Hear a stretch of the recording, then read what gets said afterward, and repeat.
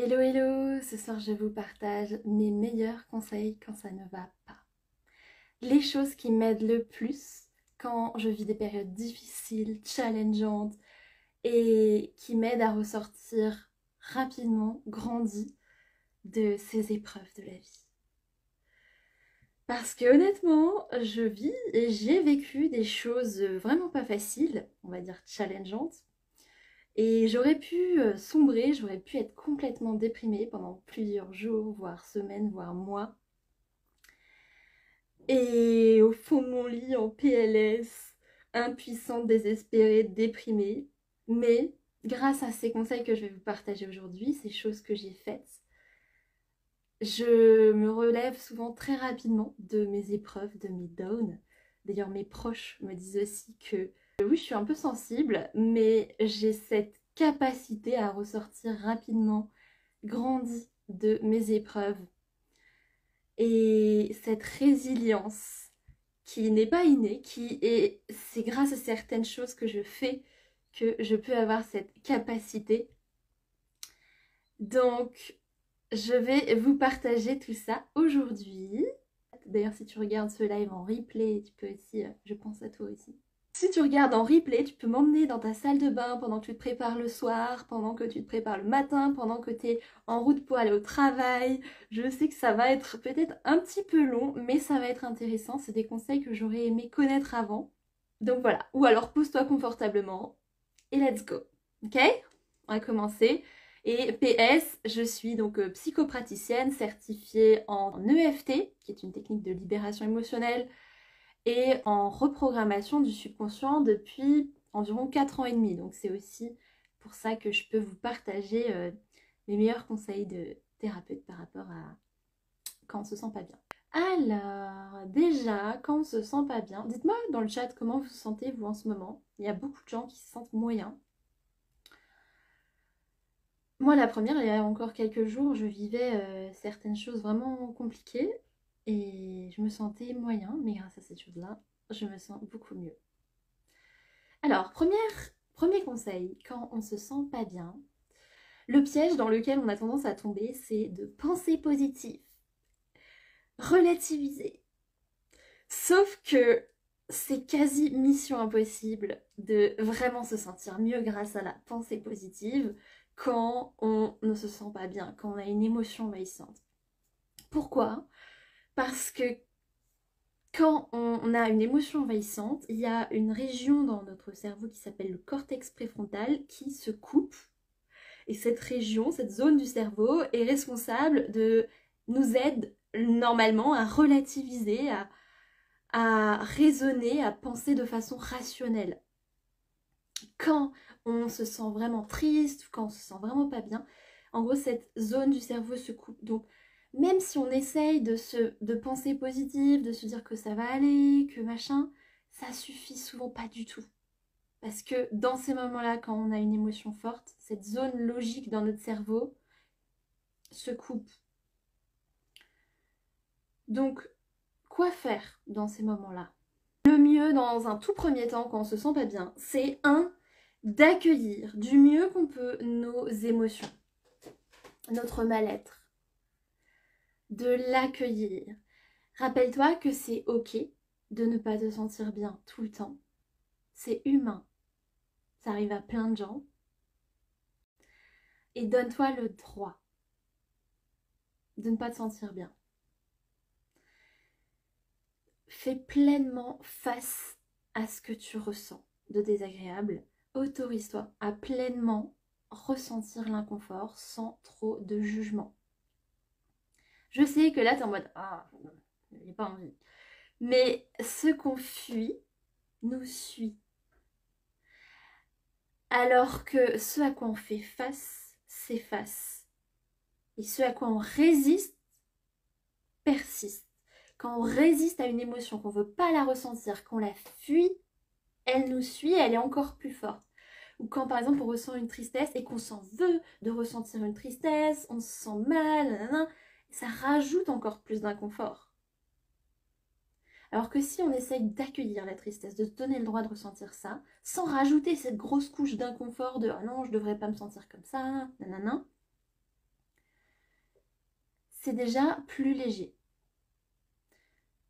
Et pour accueillir, tu peux par exemple te répéter ce mantra, même si je ressens ça, je m'aime.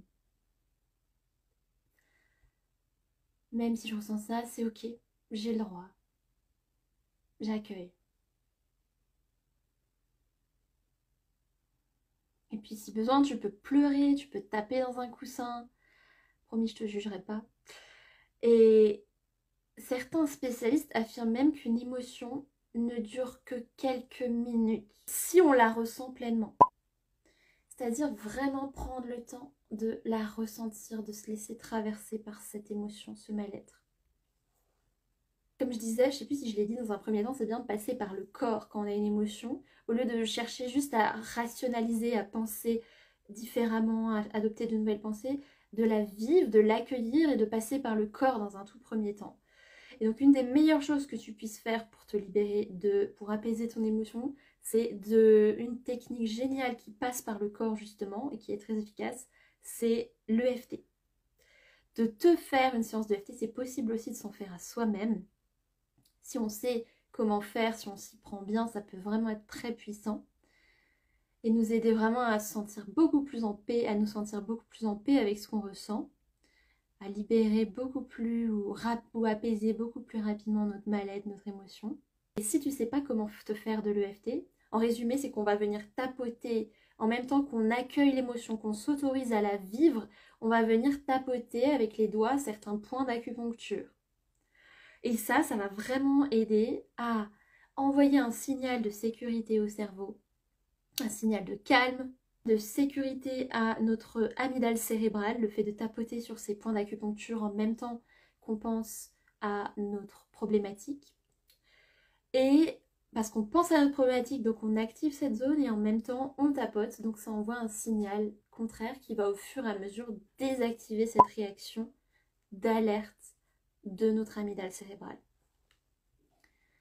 Et aussi, selon la psychologie énergétique, la cause de toute émotion envahissante, inadaptée, c'est une perturbation du système énergétique corporel.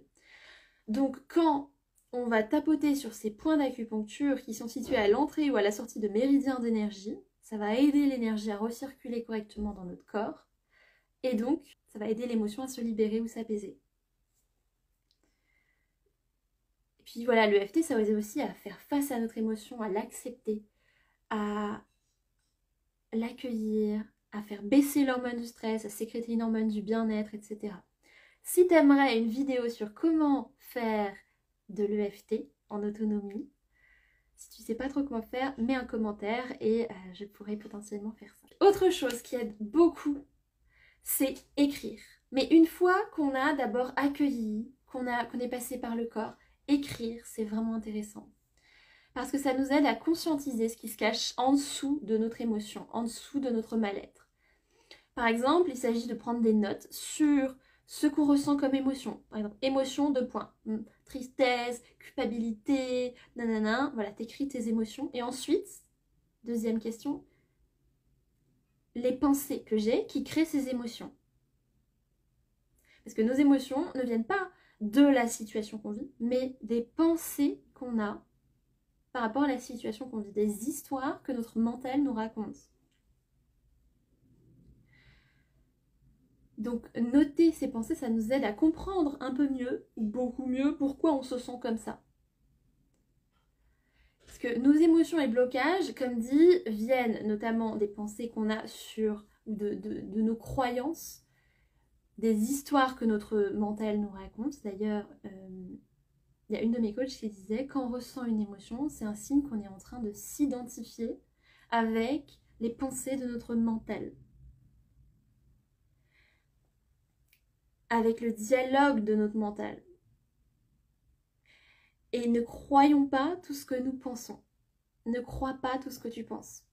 C'est pas parce que ton mental te dit « Oh, j'y arriverai jamais, je suis nulle, nanana » que c'est vrai. Souvent, il répète des trucs, il ressasse des trucs en fonction de ce qui s'est passé, etc. Mais ne crois pas tout ce que tu penses. Tu as certaines pensées par rapport à une situation qui te rendent triste, par exemple, mais en fait, ces pensées sont pas forcément vraies.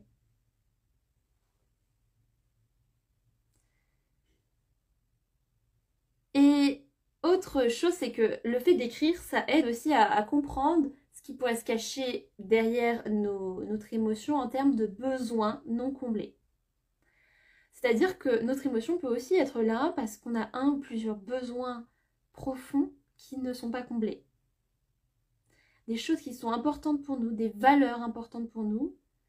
On ne vit pas assez en alignement avec certains besoins profonds qu'on a. Par exemple, le besoin d'épanouissement, le besoin d'amour, le besoin de progresser, le besoin de peu importe. Donc nos émotions peuvent vraiment être des messagères que, ah, attention, là il y a un besoin qui n'est pas comblé, je viens pour te montrer qu'il y a un besoin qui n'est pas comblé, qu'il se serait bien de changer quelque chose, de faire quelque chose par rapport à ça. Donc écrire, ça peut vraiment nous aider à mieux comprendre le besoin non comblé qui fait qu'on a cette émotion.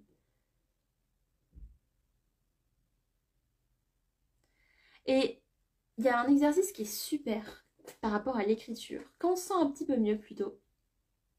C'est par exemple donc de prendre un carnet et d'écrire mon objectif ou ce que j'aimerais faire.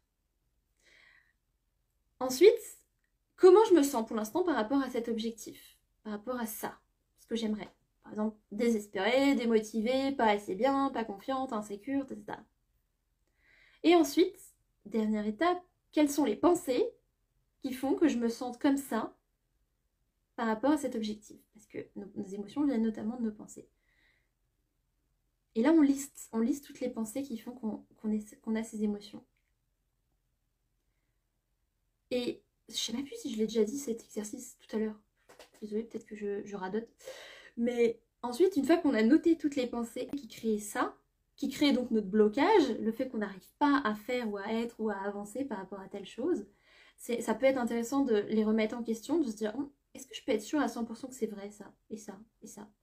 Et ensuite, de créer un autre modèle, on appelle ça comme ça, c'est de la programmation neurolinguistique, ça c'est le modèle de Brooke Castillo, je ne sais pas si vous avez déjà entendu parler.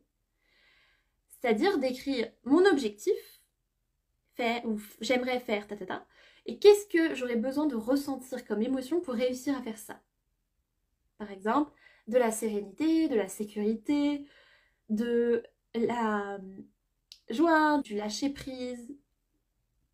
Et ensuite, quelle pensée j'aurais besoin d'avoir par rapport à cet objectif, par rapport à moi, etc., pour réussir à ressentir ces émotions. Il s'agit de choisir, de réfléchir à de nouvelles pensées qui nous seraient beaucoup plus bénéfiques, de nouvelles croyances. Et ensuite, il s'agit vraiment d'en choisir une, par exemple, parmi toutes celles-là, et de se la répéter régulièrement. Ou alors, toutes ces croyances-là, vous pouvez les enregistrer avec votre mémo vocale, avec une belle intonation, etc. Et les écouter le matin au réveil, le soir au coucher, quand vous allez au travail en vélo, quand vous... nanana. Répétez, répétez, répétez. Parce que plus notre cerveau, nos subconscients entend quelque chose, plus on répète quelque chose, plus ça s'ancre dans notre subconscient.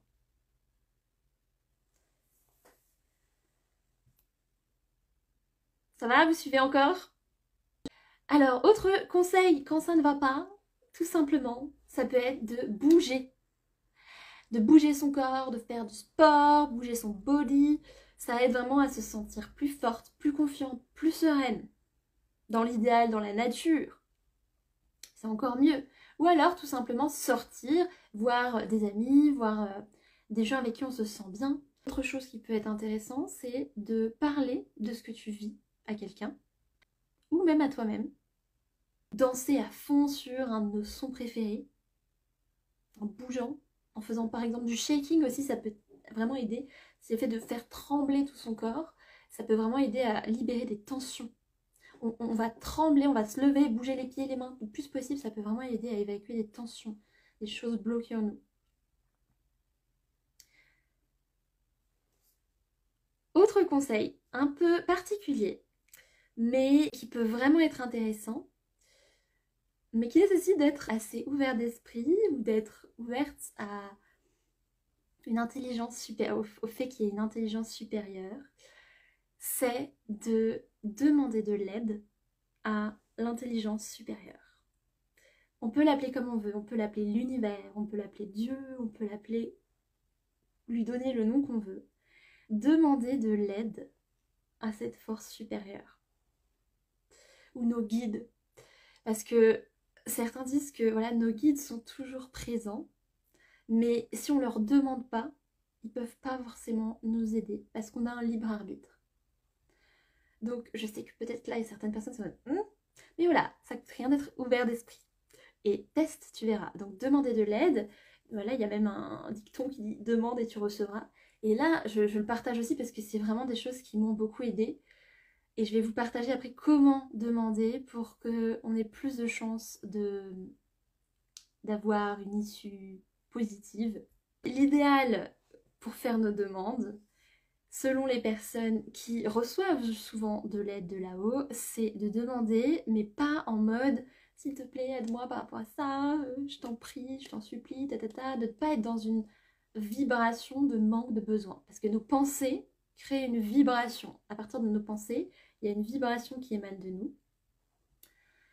Et si on demande, mais avec une vibration comme ça basse, c'est pas l'idéal. Alors que si on demande quand on est plutôt dans une fréquence vibratoire plus haute, ça va être plus intéressant souvent. C'est-à-dire que, je ne sais pas si vous connaissez la spirale là au niveau de la fréquence vibratoire, en bas c'est plutôt la peur, la honte, le dégoût, tout ça, et en haut c'est plutôt la paix, la joie, l'amour, la gratitude. Et quand on vibre haut, on a plus tendance à attirer des synchronicités, à vivre des synchronicités. Après, je sais, ça, vous y croyez ou vous y croyez pas, mais ça coûte rien, donc autant le faire. Par exemple, il s'agit de faire une méditation. On calme notre esprit. D'ailleurs, méditer, ça aide beaucoup aussi quand on se sent pas bien.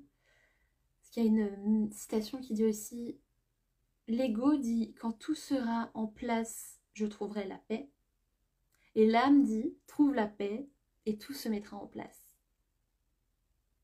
Donc méditer, ça aide à trouver la paix pour que tout se mette en place. Beaucoup plus facilement. Donc par exemple, ça peut être de faire une méditation guidée si tu veux, et de te connecter à ton cœur, de te connecter aussi à ce pourquoi tu ressens de la gratitude. Et là, dans cet état, quand tu vas faire tes demandes, ça va être beaucoup plus intéressant. Selon toutes ces personnes qui sont spécialisées dans tout ce qui est spiritualité, au-delà, qui ont même des capacités extrasensorielles. C'est vraiment... voilà. Donc, faire tes demandes depuis cet état-là, ça va être beaucoup plus intéressant. Et encore plus si tu le fais en mode merci pour. Par exemple, merci pour les prises de conscience que je vais avoir. Merci de m'aider à aller mieux. Merci pour les idées. Merci pour les déclics. Merci pour les changements de situation. Merci de m'aider à réussir à faire ça. Ok? Donc ça, je sais que c'est un conseil un peu particulier. C'est pas un conseil très cartésien, mais ça coûte rien, donc pourquoi pas le faire. Et ça m'a déjà beaucoup aidé aussi. Et même par exemple, quand je vis une difficulté, c'est de me poser la question, et si ça arrivé pour une raison? C'est de me reconnecter à cette philosophie de vie que les choses n'arrivent pas pour rien, souvent. Que les choses nous arrivent pour nous rediriger vers quelque chose de mieux, pour nous aider, nous pousser à évoluer, à développer une ressource. Ou parce que notre âme avait besoin de vivre ça. Donc, des fois, de se dire, et s'il y avait quelque chose de juste sur un plan supérieur à ce que je vis? Et si je vivais ça pour une raison? Et si, oui, qu'est-ce qu'il y a de juste dans tout ça que je ne vois pas? Ou alors, en quoi cette situation est un cadeau de la vie pour m'aider à évoluer vers le meilleur de moi-même? Je sais que sur le coup, quand on est dans un truc super compliqué, on se dit oh, non, c'est pas un cadeau, non, non. Mais juste de s'ouvrir, de poser cette question, ça nous aide à nous ouvrir à cette possibilité que peut-être ça peut être un cadeau de la vie pour nous aider à évoluer vers le meilleur de nous-mêmes. J'ai posé cette question tellement de fois, moi c'est vraiment un déclic. Il y a quelque chose qui m'arrive de négatif, C'est qu'est-ce qu'il y a de juste dans tout ça que je ne vois pas? En quoi cette situation est un cadeau de la vie pour m'aider à évoluer vers le meilleur de moi-même? Même les choses très difficiles. Et même si sur le coup on ne le voit pas, ça nous aide à nous ouvrir à cette possibilité. Et on répète cette question plusieurs fois. Et après on peut avoir des intuitions, des prises de conscience. Ah oui en fait, grâce au fait qu'il se soit passé ça, ça m'a aidé à ça me pousse à ça m'a poussé à ça. Ah ouais, maintenant, avec le recul, je comprends pourquoi. Des fois, il nous arrive des choses, et sur le moment, on se dit, oh bah non, ça c'est pas du tout un cadeau. Et après, avec le recul, là, on peut le voir beaucoup plus facilement. Ah ouais, en fait, grâce à ça, et ben, ça m'a poussé à ça et ça. Et puis, dernier conseil, si malgré tout ça, t'as du mal, tu n'avances pas. Si tu sens que c'est lourd, que c'est compliqué, que t'arrives pas vraiment à avancer seul, que t'aimerais un bon gros coup de pouce pour avancer, pour te libérer beaucoup plus rapidement et facilement, alors je te conseille vraiment de faire appel à quelqu'un, un professionnel, dans l'idéal, qui travaille avec des outils psychocorporels ou qui agissent sur l'inconscient ou au niveau énergétique. Parce que c'est vraiment, je trouve, quand on travaille sur ces plans-là, c'est vraiment là où on voit les changements les plus rapides et profonds, je trouve. Ou qui travaille avec la reprogrammation du subconscient. Ah, j'ai des messages, attendez, je sais pas comment faire. Donc ouais, c'est beaucoup plus rapide, je trouve, de voir des changements quand on travaille avec ce type de technique. Et même si t'as pas trop les moyens pour un suivi, t'es pas forcément obligé de prendre un suivi, tu peux aussi juste prendre une ou deux séances. Grâce à ces techniques, tu peux déjà voir énormément de changements. Avec une ou deux séances, ça peut déjà énormément t'aider à te libérer d'une charge émotionnelle trop envahissante, de certaines croyances qui te bloquent, de certaines résistances inconscientes. Et, ouais, et avancer, débloquer beaucoup plus facilement ta situation. Et des fois, une à deux séances, ça peut ne pas suffire aussi. On peut avoir besoin de plus si on a plus de résistance.